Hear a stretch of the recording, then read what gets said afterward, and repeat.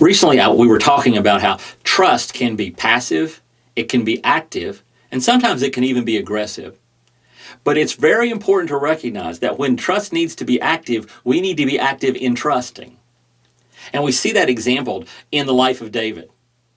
And one of the times he chose not to actively trust God. If you remember David's story from when he was young, before he was king, he was on the run from King Saul, who was trying to kill him. And time after time after time, God would miraculously rescue David from Saul's clutches. David is running around Israel, hiding in caves, and God is taking care of him over and over again. But after one of those times, after God had taken care of him again, it says in 1 Samuel 27, verse 1, "But David thought to himself, one of these days I will be destroyed by the hand of Saul." One of these days, God's not going to come through. The best thing I can do is to escape to the land of the Philistines. Then Saul will give up searching for me, and I will slip out of his hand.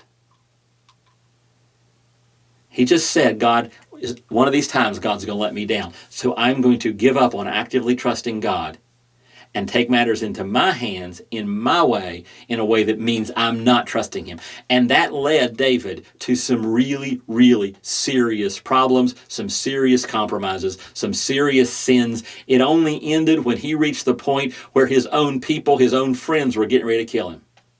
Because he chose the path of smooth, the path of easy, instead of the path of active, difficult trust. And it could well be that right now God got you in a position where you can't just passively trust. You have to actively trust. You have to choose to trust. You have to choose to believe that he can get you through this situation. And in those situations, those times, you need to remember all the times he's gotten you out of situations just like that, and hold up and strengthen it and actively trust God. Because choosing to not actively trust God is frequently a case of not trusting God. It's disobedience, and it can lead to very bad things.